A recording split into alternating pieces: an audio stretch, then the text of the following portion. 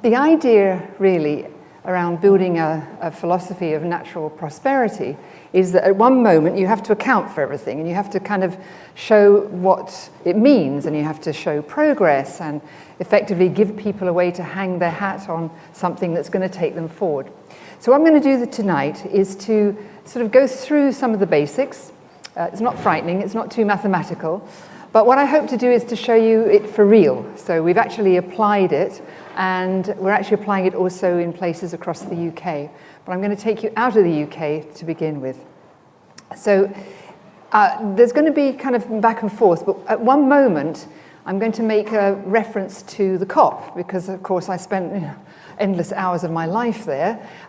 So what I thought I'd do is I'd have a little stop off in the middle about a piece that's relevant and what was in the COP outcome, in the pact. And then at the very end, if people would like to ask questions, then please do, about the lecture, but also about on COP if you want to. And I'm happy to stay even later afterwards if some of you want to ask about all the things that happen behind the scenes. I'm very happy to tell you about those, probably not on camera though, so that would be for those who want to stay. There's a tantalizing offer, right? So in a sense, what I'd like to achieve by the end of this evening is a feeling that this is an accounting structure that's for everybody. It's really easy to run. It's like running your household. It's not completely difficult, but there are some interesting bumps in the road, which I think we've got some ideas for. So let me just kind of start at the beginning and put you into the mood, which is, every morning around about 6 o'clock, the ladies in my village who are here, they get up, they quietly get out of their beds, get the children, and then they go out and they milk the cattle, the sheep and the goats, and then they make tea. Children go off to school, and then these ladies transform into something completely different. They transfer themselves into planetary warriors, quite honestly. And what they do is they then go into the forest behind where we live, and they have set up an enormous nursery for indigenous trees.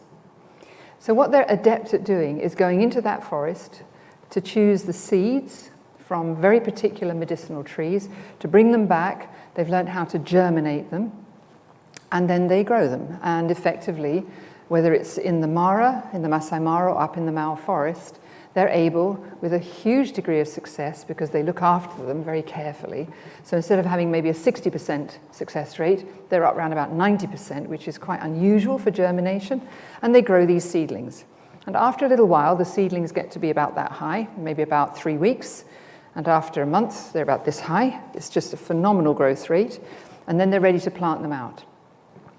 So why am I telling you that? Well, I'm sure that most of you will have read somewhere headlines such as, we're going to plant 10 million trees, we're going to plant 20 million trees, we're going to plant all these trees. And what we're actually trying to demonstrate is, yes, plant trees, but what you actually have to try and do is plant the right trees in the right place. There's absolutely no point in planting a species that doesn't actually belong in a piece of land where, maybe there's some space. So very carefully over the last few years, we've been mapping all the different indigenous species. And so these ladies, here you see them, this is now the outcome of all this hard work, is that they actually then can derive an income from growing these seedlings. So now they can buy food. But essentially what they're trying to do is to create and extend and restore landscapes which have real value. So that's what this is all about. It's about how do you account for that, and how can you really change the dynamics of economics, our current economic model, to make sure that this kind of activity is properly remunerated, but not in a way which is like a charity, but one which is actually working for the planet. So here we're trying to recognize efforts of people previously who've looked after forest, looked after land, maybe they haven't denuded it, and to benefit those going forward to create opportunities for livelihoods. So this is a challenge because today's economics doesn't genuinely recognize those kinds of efforts. So we're creating markets. And in a sense, these are slightly crazy because we're creating a falsehood by saying we're going to perhaps create artificial value. So part of the job of natural prosperity and natural capital accounting is to bring it back to what is the real value. What is the real value of planting trees? What is the real value of restoring soils, of keeping biodiversity going, and so on? So we don't create artificial markets that could just simply, like a bubble, collapse. So we don't want to make this like a property market. We want to make this real value to real people to create livelihoods. So, and it's not just for humans, it's for non-human species as well. So to get this up and going, we have to actually do a few things. So first of all, we have to make sure that we get those essential benefits going to humans and non-humans properly articulated in terms of our future survival and prosperity. So we need to have a framework that will do that. The second thing we need to have is a sort of inclusion of nature in our decision making. So we're very familiar with making more and more decisions around inclusivity to make sure that young people, people with disabilities and so on are included, they're not excluded from decision making. But now what we're trying to do is to include nature into that whole lexus of when we meet, we make decisions about planning and so on. So we're extending, so to speak, the community to also have nature as part of that. What we then want to have are consistent and scalable measures. Not that they're the same everywhere, but effectively that you will see them in context and they will have the equivalency no matter where you go in the world.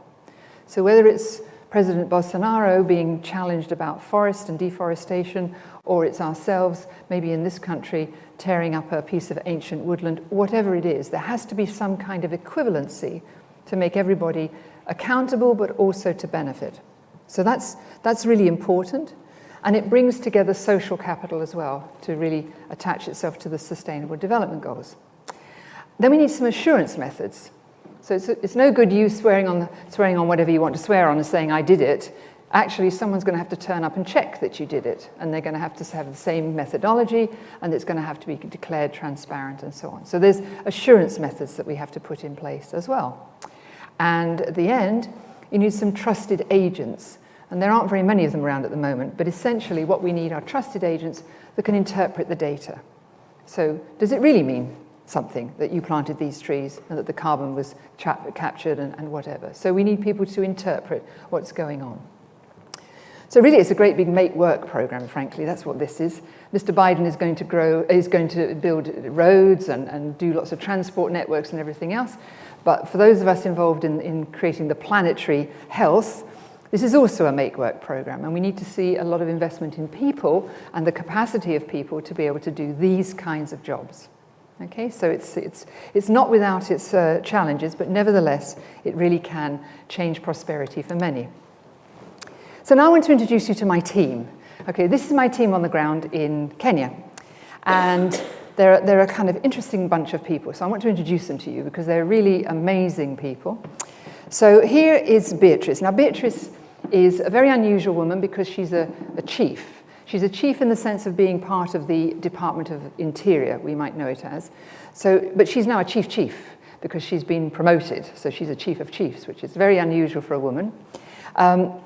We have Mr. Konnes, Joseph Konnes, very well-known person in kind of East Africa for taking care of trees and so on, and has been pretty much the beginning of the avocado planting across the MaO to actually create livelihoods. But what he has done, he's restored nearly 200 kilometers of riparian areas and got water running in many, many rivers. So he's the man who can magically restore rivers across the MaO Forest, which I'll explain to you. Now, these two gentlemen, Stephen and Joel, they work up in the most beautiful forest in the northern part of the MaO, which I'm going to describe to you. And they were the ones who have been keeping watch and vigilant over a forest that has got enormous wildlife. It's got an enormous population of elephants embedded in this forest, but it's also got lots of cattle. So what these two are sitting on is the less known, sort of the well-kept secret that you can't put cattle and wildlife together. Actually, not only can you do that, but both benefit. So this is an interesting sort of outcome of what do we think about restoring landscapes and putting wildlife and livestock together. Irene is probably the power lady of women. She's got an amazing women's group across the whole area. We then have two more individuals. This is actually Patrick, he's my husband, by the way, Maasai chief, and also Frederick's Joel. So he is the person who works with all the forestry departments. Now, why do I tell you about these people? Well, because they have worked long and hard, maybe 10, 15 years, trying to bring the communities together and really not having the capacity to persuade people because nobody could see the value. And then the government announces that they're going to plant 10 million trees. And all of a sudden, it's like bonanza. So they're very wise, and they said, well, we're not just going to plant any old trees. We're actually going to try and do this properly. So together, they started to put together teams. So here we are, 2 years later, with 100,000 households, 400,000 people now who are planting trees, growing trees, and creating medicines, and so on and so forth. So things can move very, very quickly. And what has been the change? Well, the change has been the fact that we've been able to, quote, create an asset, the natural capital asset. So instead of it just being a very nice forest that people are going to plant trees in, we're starting to create value. And where does the value come from? Well, it comes from the fact that the forest provides water to 30 million people. It provides medicines. It provides a home for wildlife, which brings tourists, and so on. So the idea about natural capital accounting, which underpins the natural prosperity, is that not only do you create opportunities for people to build livelihoods, all of these and all those different livelihoods that have been created for the different communities, but you also can create something very iconic which can set the stage for conversations.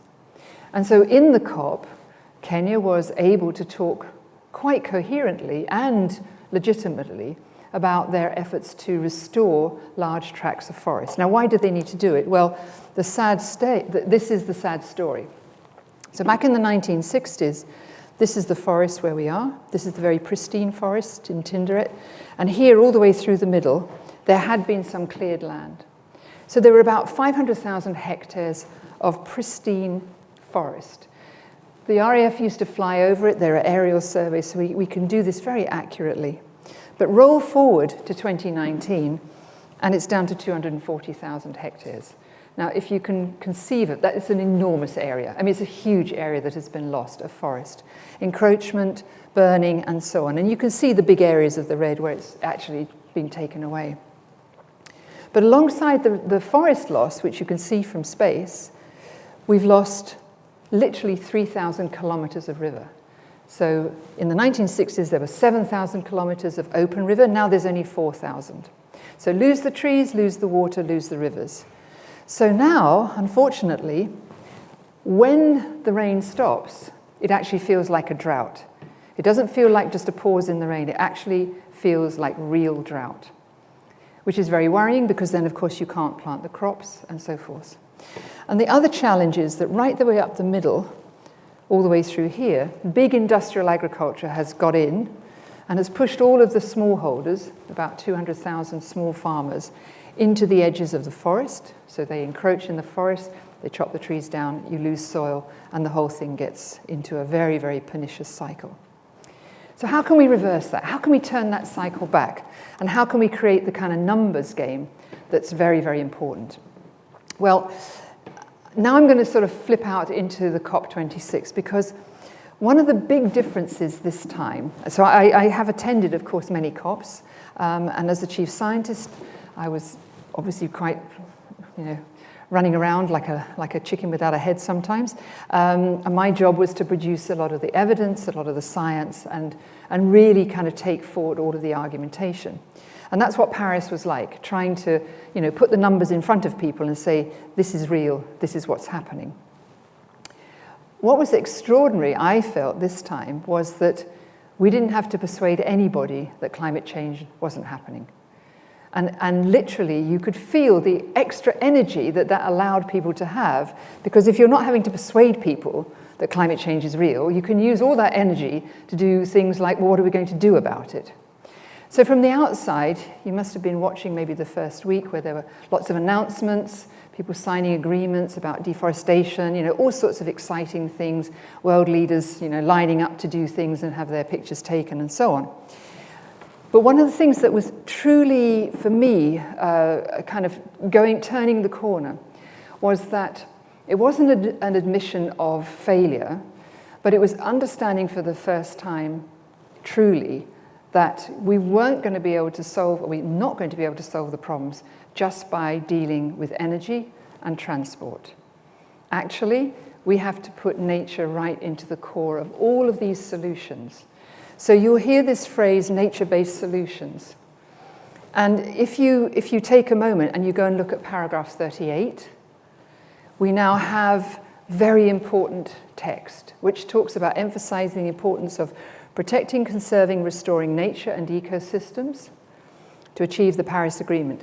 That was never said before. It was implicit, but it was never actually written down, that we need the planet Earth to help us reach the Paris Agreement. So that's really important.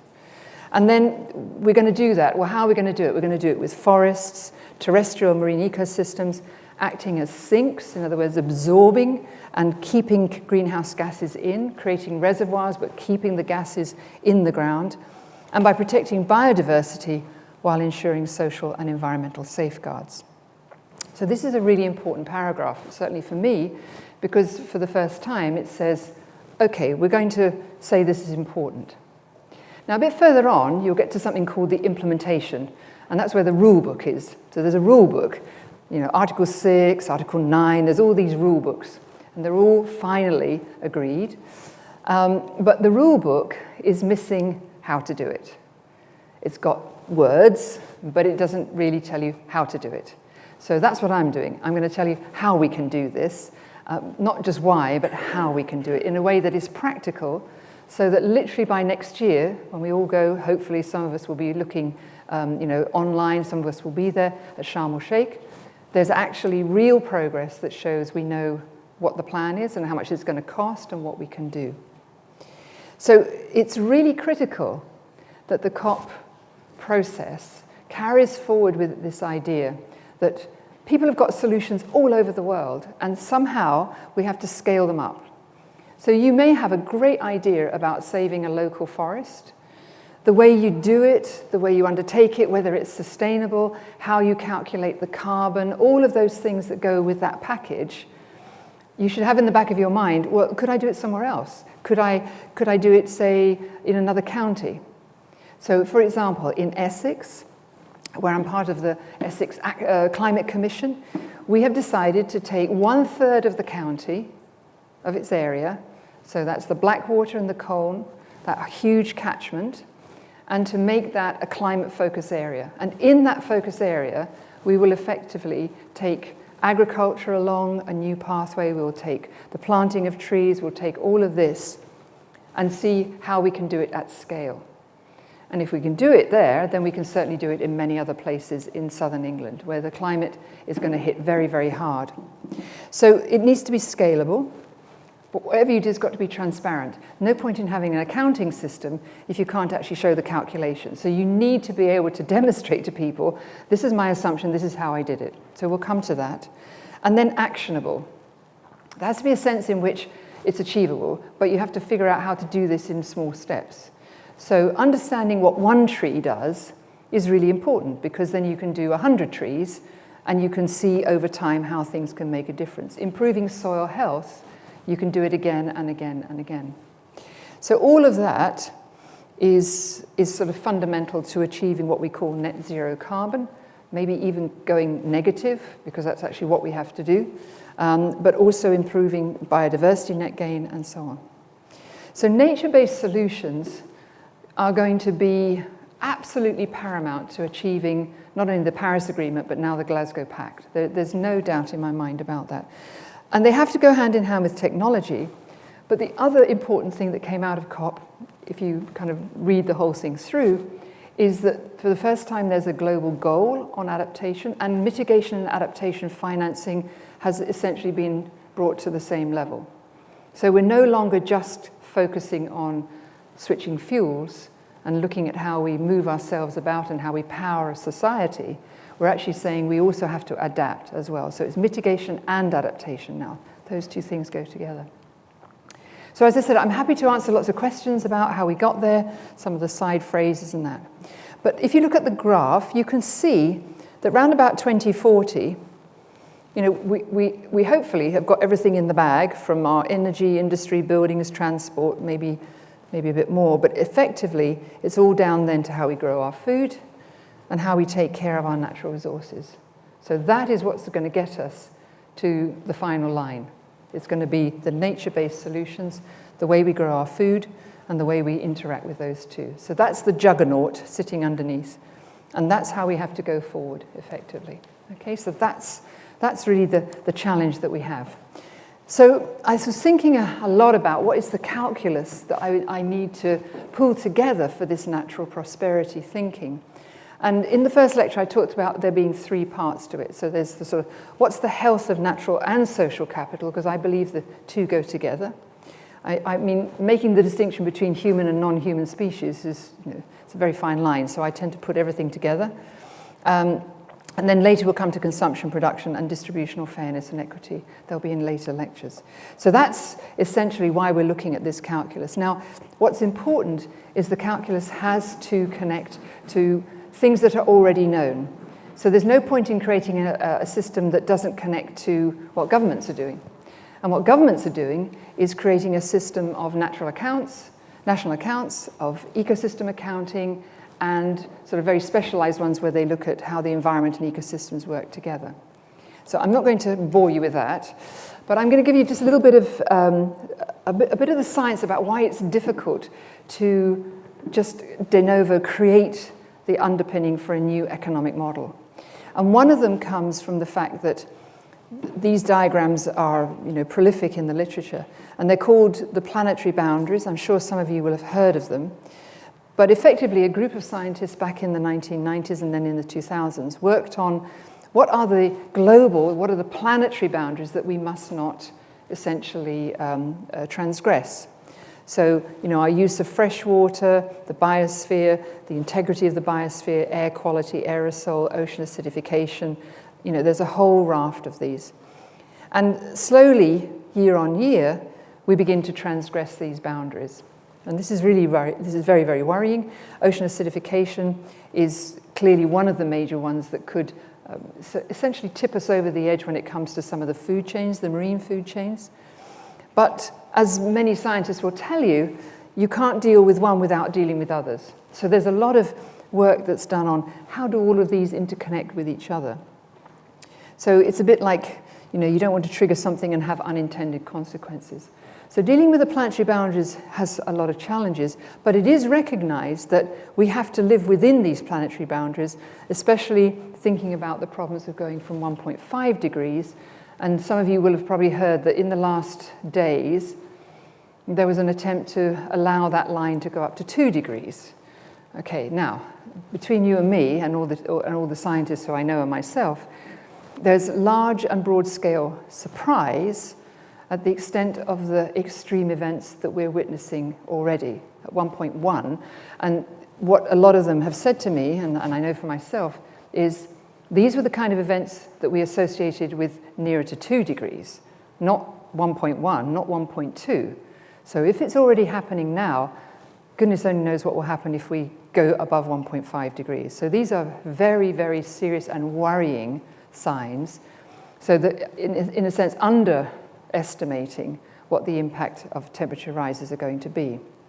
So the 1.5 came back into the text because that sense of worry and that sense of concern finally came home. So they did away with the below 2 degrees and came back to 1.5. And that's why that's there, is because there are genuine concerns that we're in a very uncertain, I won't say very uncertain world. We can see where it's going. We can see the direction of travel. But the speed at which we're moving is really, really quite surprising. So these planetary boundaries could also have runaway characteristics, ocean acidification, and so on. So this is touching the unknown. This is the real problem. But then what people ask me is, well, okay, I understand this is at the planetary level and so on, but what does it mean locally? How do I get planetary boundaries into my local setting? What should I be thinking about? I don't live near the ocean. How do I deal with ocean acidification and so on? So that scaling is genuinely the challenge. Now, this is a kind of a slightly complicated looking diagram, but it isn't that complicated because all it has is the capitals. So now I'm going to turn to the capitals framework, which will work locally and will connect us to the planetary boundaries. So traditionally there are 4 major capitals: natural, human or social, and the sort of produced capital. And human capital is more about, labor and how we train people and so on. But the crucial ones that I'm focusing on today are the natural capital and the social capital. For me, they go together. And what a lot of people are looking at is when you connect knowledge, let's say farmer cooperatives, laws, regulations, and so on, with pollution and nutrient cycling, these planetary boundary activities, and then you go and look at something like farming or agroforestry, you see that you really have to pay attention to the things that are that we measure today and the things that we don't measure today. So in between all of here, there's a lot of things called ecosystem services and social capital, which has to do with who you network with, who your friends are, how you get essentially buy-in, how you can change behaviors, and so on. So the 2 capitals for me, which are the ones that have the most likelihood of helping us solve the problem of climate, but also creating prosperity, are social and natural. Now, these capitals can be described in very simple ways, but what I've found over the years is that we really have to make them context-specific. So let me take you back again to East Africa, and I'm going to give you just a sort of little view of things that you have to do if you want to set up a full capitals calculation. So let's say for 500,000 people, or for a very large area, you want to create what does natural prosperity look like? What does the natural capital look like? What does the social capital look like? And so you kind of have to look at everything. So you look at farming and forestry, you look at the landscape people live in, you look at the energy and so on. And so I have research teams made up of communities and so on. And so we worked in sort of 3 different areas across here. These are very, very large areas. You can see these from space, the forest here, for example. And so we focused on regenerative farming and forestry. How could we restore all of that forestry area that's been lost? And how can we make sure that people have access to clean energy? Now, Kenya is very lucky because it has nearly 98% renewable energy. We have geothermal, hydro, solar, and so on. But what was missing is the last mile, where the pole is there, but the wires aren't there because no one can afford it. So what we had to try and create is affordable clean energy. So household biogas, little briquettes, and so on. Now, to get to the point where you need to have action, you need to be able to add everything up into a simple numeraire. So the driver for me has always been, how can we create all of these livelihoods and activities so that they complement maybe what government's doing to draw down carbon dioxide emissions? So what you want to be doing is you want to be demonstrating what you're doing to help this. So this is the big picture. This is the planetary picture. So we've got a very famous Keeling curve going up, and this is what obviously governments are committed to doing and going down, literally cutting every year by half, by half, by half, all the way down to 2030 and then down to 2040 where it's supposed to go carbon negative. So lots of promises about 2040. Unfortunately, we're still doing this. We're not doing that. So, there's a lot to bend this curve. But one of the ways we can start to bend the curve is, as I say, to go back to nature and to nature-based solutions, to really drive that curve downwards. So let's start with decarbonising energy naturally. This is the horror story that we've had for at least 10, 20 years. So how can we convert that into something which is essentially driven by PV or by electricity and essentially come away from fossil fuel? Well, again, if you look at the COP26 text, you will see the phasing down and phasing out of coal and of inefficient fossil fuel subsidies. So this is one of the first times we've actually got subsidies in the text. So that's very important, because the reason why you have this and the reason why you have gas is because fracking and all of these are heavily subsidized, and it just makes the fuel extremely cheap. And even if you go to something like plastics and you look at the feedstock, the cost of virgin plastics coming from fossil fuels as a feedstock is at least half, if not quarter, the price of a bio-based feedstock. So it's a kind of a nonsense. So you literally have to go right back to how the subsidies are influencing how the market is being driven. Now, the subsidies can come into the accounting structures very easily. I mean, that's a price distortion, so that's a fairly straightforward and well understood piece of economics. What's less well understood is the triggering to get, for example, the alternatives up and running. So the question really we have to ask ourselves is, what's the trade-off between this and subsidies and this and subsidies? Well, of course, it's the emissions. It's the accounting of the emissions. So when we do this coupling, there's a lot of fuss about biodiversity, for example. If you want to go and put a solar farm in, like in Longfield, for example, in Essex, one of the largest solar farms that's going to go in. Ironically, when you put a large solar farm in, you get fantastic biodiversity. Well, obviously, because no one's walking around, no one's making any noise, and the birds are okay, et cetera, and you get lots of soil biodiversity and so on. So it really challenges, I think, a lot of questions about how do we value it. So if we value this landscape, I guarantee you, in today's language, this landscape, with all of the biodiversity and the renewable energy and the sort of reduced emissions, has a far, far higher value than, for example, this particular landscape, even though this is transporting people and they're creating a lot of productivity and wealth and so on. When we look at the damage, so for example, from fossil fuel emissions, in areas around, let's say, urban settings, such as London, but also particularly in a lot of American cities and so on, the calculations show that the loss of ecosystem functioning is costing us, on the terrestrial side, in the order of 3,000 million, so it's $3 billion a year in lost ecosystem services. So that's contaminated food, loss of pollinators, and so on. So it's an enormous number. It's probably an underestimate. It's a sort of a weird number. And in the marine environment, it's not dissimilar. But this is the hidden cost. So that diagram I showed you with all the lines going through, that's where all of these losses become real. And so they actually appear on the accounting books. So back again to sort of the real world. How do we sort of make sense of all of that? Well, here was today's reality about a year ago. So lots of ladies going off to the forest with their donkeys, spending 8 hours a day inside the forest collecting wood. And not necessarily collecting the wood that they were allowed to collect, which is the dead wood lying on the floor, but like 2 or 3 weeks earlier, somebody would go into the forest and maybe chop the tree a little bit so that it would die. And then they could go and collect it because it's dead wood.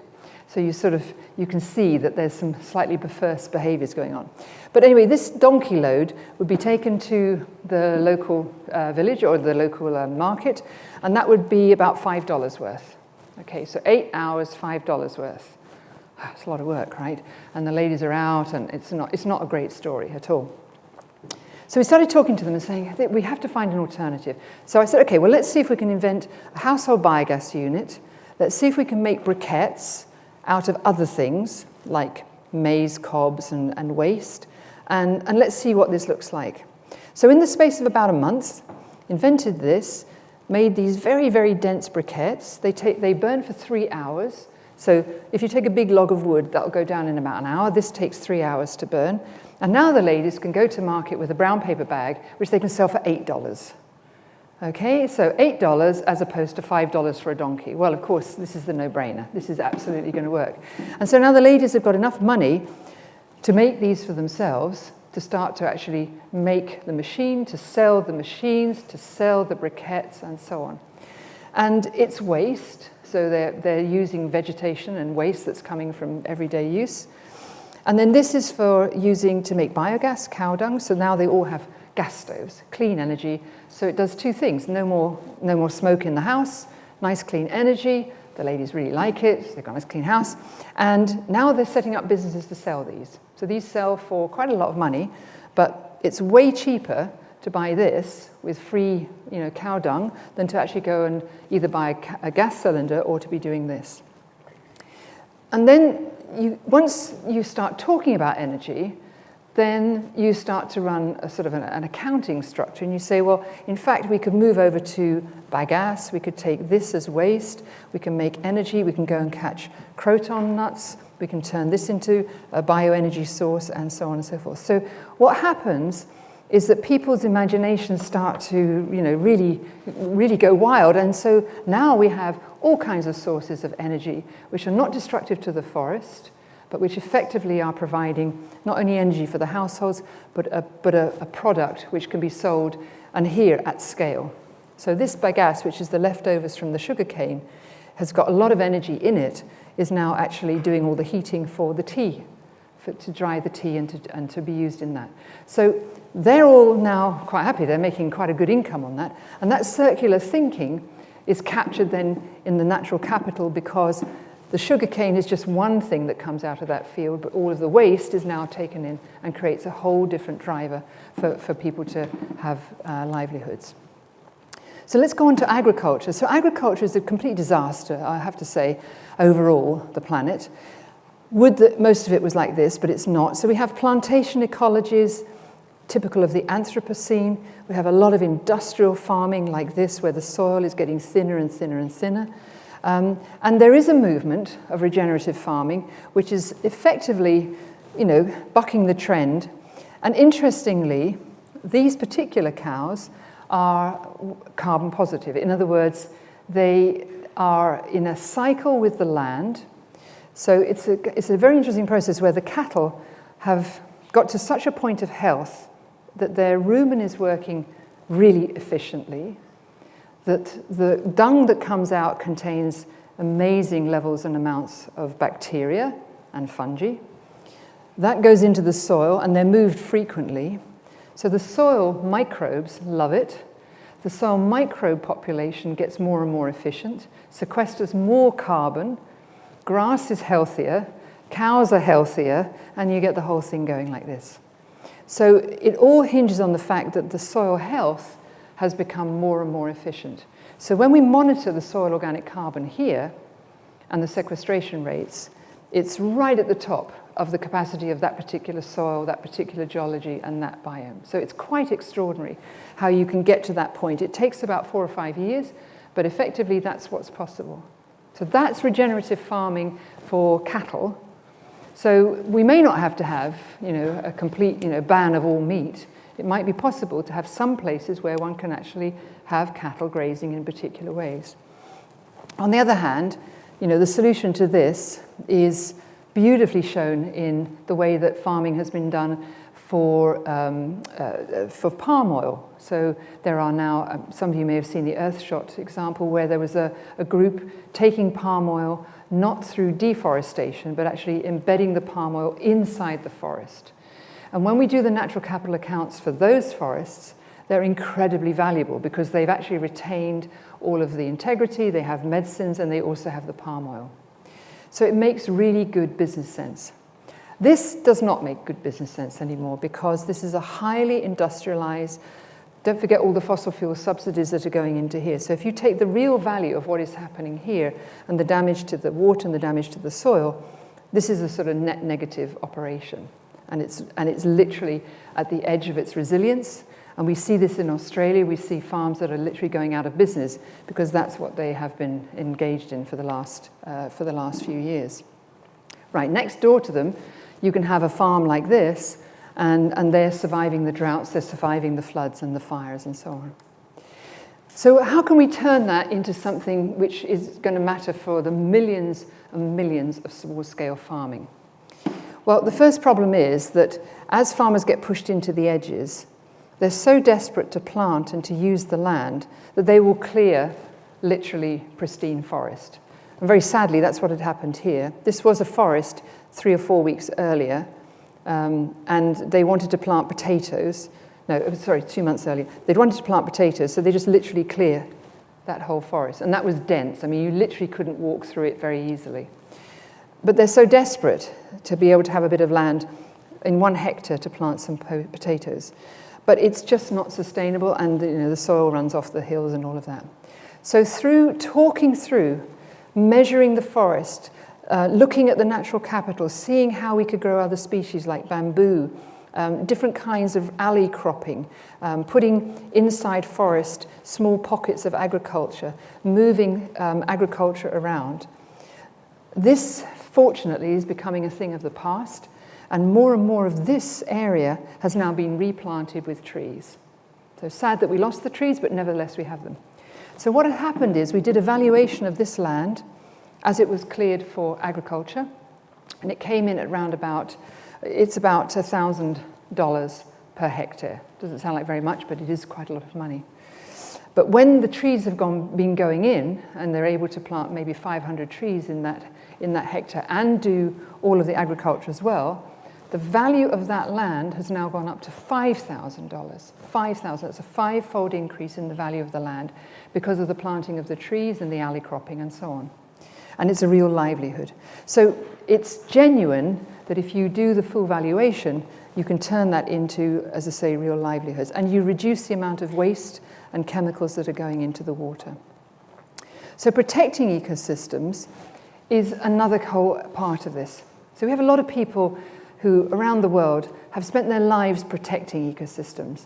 Some of them put their cells on the line and have actually suffered for it.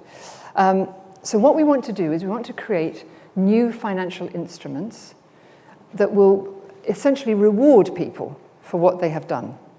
So what I see quite often is a lot of inequity. So someone who's not looked after their land very well seems to be eligible for all the grants and all the things. I'm going to improve my land, I'm going to have these plans, I'm going to do all of this planting and everything else, and they get they get all the money. But the person who's been looking after their land for all the years that they have actually doesn't qualify. Oh no, but you've already got trees and you've got nice water and you've got all of that, so no, you don't qualify. Sorry, go away. Well, that doesn't seem very fair to me. So together with with a group of financiers and various ratings agencies and so on, we're creating a new instrument, a mutual, in which people are given a living share, and effectively you can come into it and you will be judged, and the value of your land is judged on your past performance. Not on your future promises, but on your past performance. So in a sense, you go forward each year with, if you continue to do a good job, at the end of that year, of course, you continue to increase the value of your shareholding. But what it means is those people who've been in the business for a long time and have taken care of their land, then they actually will see the benefit of it. So here in the UK, we've got quite a few estates. Spain's Hall, some of you might know where the beavers are. So they're part of this, and they're really experimenting how to actually make this happen, because very sadly, a lot of the things that DEFRA and the Environment Bill talk about are for new things, not for what you did in the past, just for the new things. So this is a way of counteracting that. So protecting ecosystems is an activity that needs to be recognized as part of the climate change and as part of the Glasgow Pact going forward. So when we think about all the things we could do around the planet, the afforestation, the grazing, looking after peatlands and so on, each one of these really qualifies for not only the full accounting structure, but also how to turn that into an account that generates value for people today, both on past behaviors, but also if they decide to go into a transformation. Now, ironically, when we're in the COP meeting, it's all this talk about finance, how important it is, private finance has to get together with government, and we have to do this together. Unfortunately, most of the private finance was not invited in to the blue zone. They were over in the innovation zone outside. The people who were in were the multilateral banks. The problem with them is that they actually have debt, they have charging, they have loans. Whereas over here, you have a lot of people who run your pension funds, our pension funds, who need to find good investments. So they're over here, governments are over here. So I went over here and I thought, wow, this is amazing, because these are the groups who are looking at how to do this at a massive scale. And I find that quite, it's worrying, but it's comforting that there are at least people who are stepping up. And we're talking about very, very large sums of money. So this literally is what we need to do across the whole of the planet. And so we need an underpinning account. So when an investor comes along and says, I want to see that my money's making a difference, well, actually, they'd like to see a report. They'd actually like to see that it matters and what they've done actually counts. So back to basics. So in the MaO Forest, as I mentioned, we trained up many of the warriors to use their knowledge about all the species that they were familiar with and to map the whole of the forest. This is a lot of area. So systematically, we went out and we mapped all the trees, well, not all the trees, but most of the trees, their health, how big they are, how much carbon they're capturing, put it all onto a mobile platform, which they run. Even if they can't read and write, they can use the platform, they can talk to the platform and record all of this. So it's quite extraordinary when botanists and people come out and they stand next to them. They're amazed because they know many more species, identify many things that have never been seen before. So this mapping is essentially money in the bank, because when we talk about protecting the environment, stopping people from polluting, you actually have to say, this is what you're affecting. This is the capital asset that you are actually affecting. So in the community, this is sort of what it looks like. So you have all of these people who are totally familiar with the forest. They know all the species. They also understand, that it's important that they do everything together as a community. This is where the social capital comes in. They all have different kinds of networks of relationships with each other. We have different tribes that have slightly different views on things, which is important. But what is really extraordinary is that here is a picture, an iconic picture, of how the Maasai see their worldview. So they use a Maasai shield. Community, incredibly important.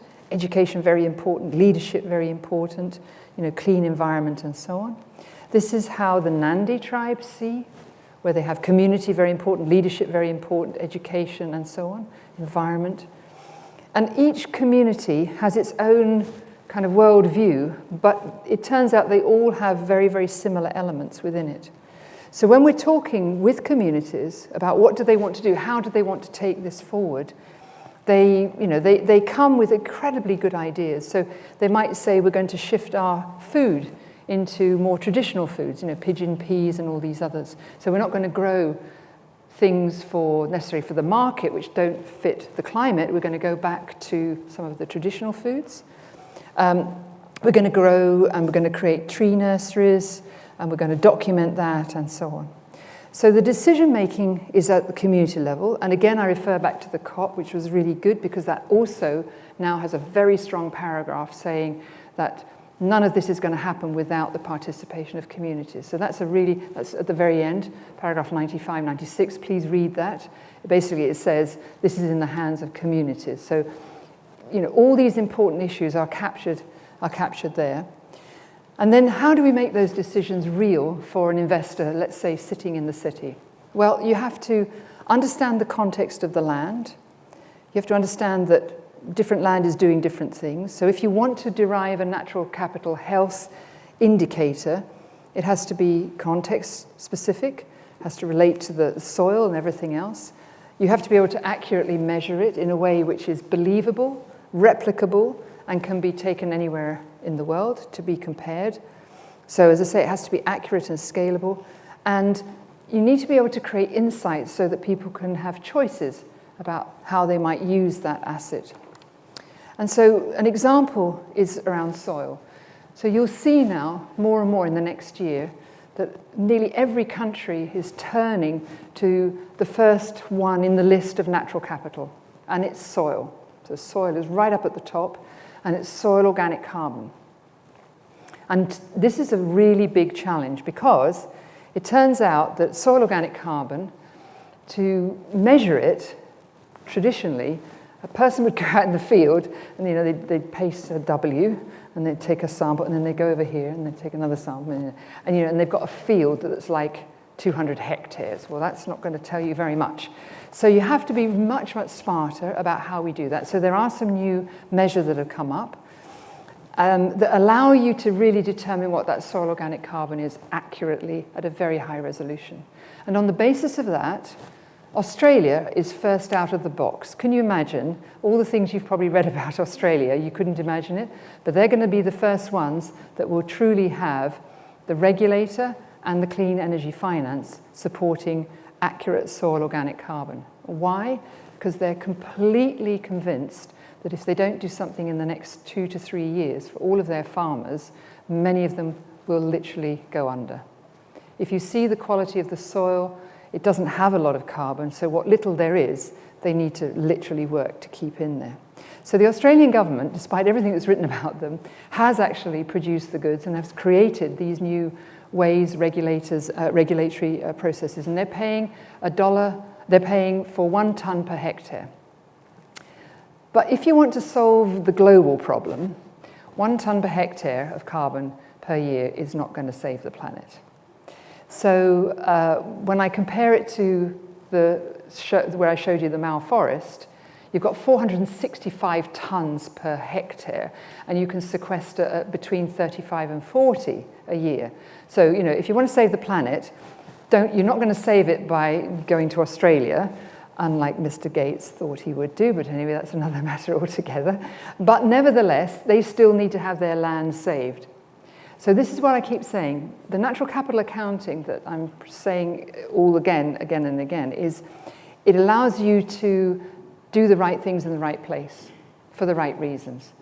So maybe in Australia you do it because you want to keep farmers actually alive and prospering. But if you want to save carbon, then you should go to the Amazon, or you should go to the forests in the montane areas in the tropics. So there are places where it's going to really matter at a planetary level. So, planting a lot of fir trees in Scotland could be all right, but you won't trap a lot of carbon. So I think that's the kind of way that the natural capital accounting can show you the impact of what you're doing. And you may choose that you want to put a forest in Scotland, that's fine, generate biodiversity, create jobs, and so on. But you probably won't be as carbon intensive as maybe if you do it somewhere else. So that's the idea about the accounting. It makes it more transparent about all the things that you're doing. So we've taken that high-end carbon mapping, the very high-resolution mapping, and with all of the teams, put them around the table, and here's now the MaO Forest with 2 scenarios. So all the communities come together, and we say, right, we can do a couple of things here. We can carry on as usual. No, that's not really an option. Or we can do carbon farming, or we could do forest gardening. They're kind of the same. And so what's happened is we've created a platform, and this is now happening in many, many places. You create a platform and you say, if what you're after is to sequester as much carbon as possible, go to the red areas. If you want to help livelihoods, come into these areas where the farmers are and help them plant trees on their farms and do alley cropping and various other things and create livelihoods. So by creating these sorts of, let's call them products, these accounting products, it actually gives people choice as to how they're going to invest their funds. And that's incredibly important, because what we can't afford to do is to create, as I said at the beginning, these bubbles where you get false valuations around, carbon and so on. So at the moment we have about 100,000 households involved in this. We have many, many thousand farmers in Australia thinking in the same way, same in Namibia, same in Latin America, and so on. So effectively, these are the tools of the future. These are the kinds of tools that we're going to see more and more and more of. And for me, it really ties beautifully into what natural prosperity is all about, because it puts nature at the heart of our prosperity, and it creates a new currency for us to have a conversation. We're going to have conversations about ecosystem services, about carbon, about different things, not necessarily just about GDP and not just about dollars. So here's one of the outcomes of using that map. So one of the banks, one of the philanthropists just put some money on the table. And so this is taken off, and we've planted about 25,000 trees just in this area. Each child owns the tree, takes care of it for all of their growing time while they're at the school, and obviously will come back hopefully in time and make sure that it's still alive. So there's a kind of education element, but there's always also a sense of ownership, that this is my contribution, this is how we're going to do it. So it's not just small scale. This is going on again and again and again, all across these very large areas. And it's replicable. So we're seeing that we can do this in many, many different places. And out of that has come, as I say, these different types of investment platforms. And that's what we needed in Glasgow. We actually needed to think much more in a cleverer way about the kinds of investment platforms. So it wasn't just about big wadges of money, 100 billion, we didn't make it, we have to make it. The question is, what are you going to do with that 100 billion? And then if there's 100 billion every year, what are you going to do with it to make sure that it gets invested properly? And who's going to see that it's invested properly? And my sort of pitch, if I can call it that, is that it should be communities that are determining how this money is going to be spent locally. It shouldn't always be top-down. It should be that there's a way in which communities can create an architecture that suits what they're doing. So here, for example, we have a group of herbalists who now feel confident that the forest will be restored. And so they're going to share their knowledge to create medicines, which will then become a bit like the malaria medicine that came out of India. We have 2 cancer medicines and 1 for insulin. There are special plants that will absolutely do the job. Now they're willing to share it and to bring it forward because they know the forest will be protected. Similarly, this is different kind of alley cropping. They're thinking about how they can put trees in between of value. Here, a lady's planting trees back into the savannah, which hasn't had trees for a long, long time. And here's the schools, taking this on as a massive program. And out of that, we have banks coming and saying, okay, well, we can create voluntary markets, we can create green bonds, we can create mutuals, because we've got an accounting structure that we can rely on. So in a sense, that's it.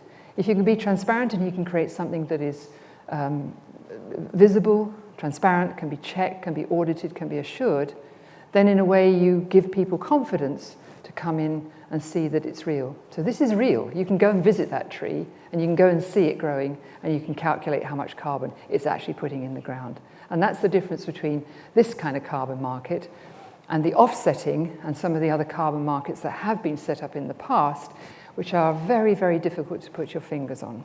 So yeah, this is the real natural capital accounting as opposed to the slightly ethereal one.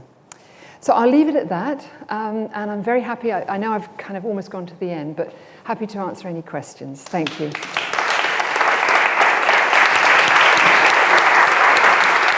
The question here is, Article 38 in the final version did not mention NBS. Does that make sense to you? It says it was taken out, and some reports say there was opposition from some parties. For example, Bolivia, does the excision matter? Okay. So what we're talking about is market-based systems.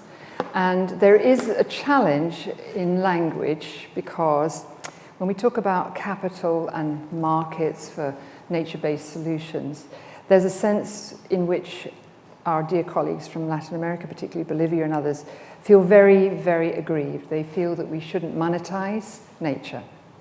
And so there's always a very delicate balance between, as I say, monetizing and putting a value on nature and not. So Mother Earth and the whole kind of way in which that's discussed is almost diametrically opposed to when we use in the English language words like asset and capital and valuation. So that's the tension.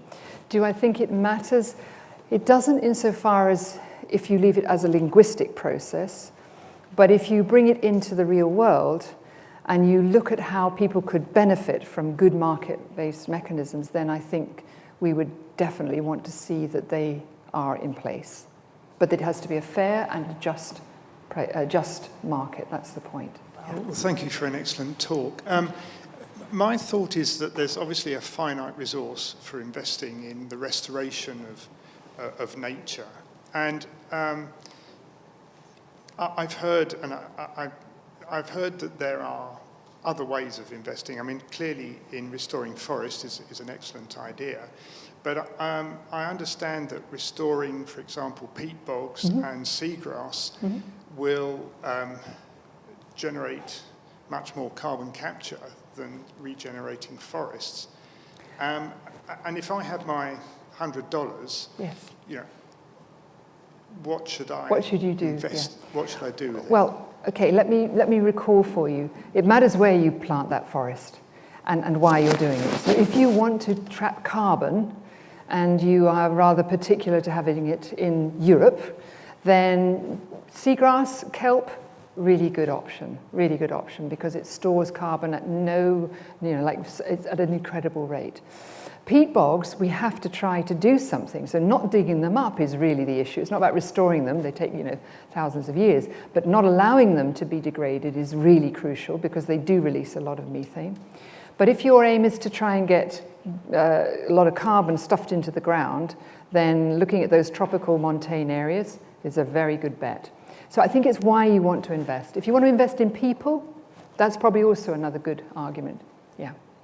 I was trying to think about how, if you could imagine a pension scheme wanting to invest its money, how it would, are there options or how it would work where it could make an investment and then actually make some money to pay the pensions that obviously it's set up to do originally? Right. So there's many ways in which pension funds can realize the value of that investment. One is that actually they are sitting over a lot of companies that have to have an environmental and social good element. So that's part of the value of a company, that they are actually delivering on that as a goal. So that's one aspect that pension funds need to pay attention to. In the food chain, there's huge opportunities simply because consumers now want to know that the farm field where they got their produce from is being managed properly, for example, and that is finding its way through the supply chains already. Cotton. For example, there's an Australian cotton grower called Good Earth. He has been able to produce the least, how can I use it? His cotton uses the least water of any cotton grower on planet Earth, literally. It's quite extraordinary. But he's gone one step further, and he's actually able to put a fiber in his carbon, in the cotton bale, which labels that cotton. It's from a $100 US bill, by the way. Put a blockchain on it. So that means now that if you buy a pair of jeans, from H&M, by the way, you can tell which field that has come from, and he can demonstrate that. So all of these things are now coming up, and that's why pension funds are so interested. That's why they're so interested, because they can demonstrate the value of what they've been investing in. So in terms of investments and, putting this in front of, banks and asset managers, and, that's what we actually need. To translate these physical measurements, water quality, air quality, carbon sequestration, soil quality, how would you actually translate it onto that financial statement? You value the assets and the cost to maintain them and possibly the income from carbon sequestration. Right. What sort of measurements would you use to do that? Well, I can give you the example for carbon, soil carbon, for example. So the Australian government has said they're prepared in their national setting, as part of their NDC, the commitment that they make, that they will pay up to, and I can't remember what it is now, I think it's $15 per tonne per hectare. So that's an absolute value that goes onto the book price, and that's easy to do. And more of those are coming up, water holding capacity. So sometimes it's to hedge risk, sometimes it's an absolute value. And what all that 100 billion has been talking about is putting money into those kinds of activities. So paying for the carbon. The price of carbon right now is at $60 a tonne. I mean, it's just going skyrocketing. So, but is that real or not? I don't know. What I do know is that we have to document how feasible it is to actually trap the tons of carbon that everyone is talking about. And that's why we need these metrics, that's why we need the accounting to demonstrate for real that it's happening. But water is another one that's already, on the books of many of the financial institutions, so yeah. Thank you very much for your lecture, and please join me in thanking the professor.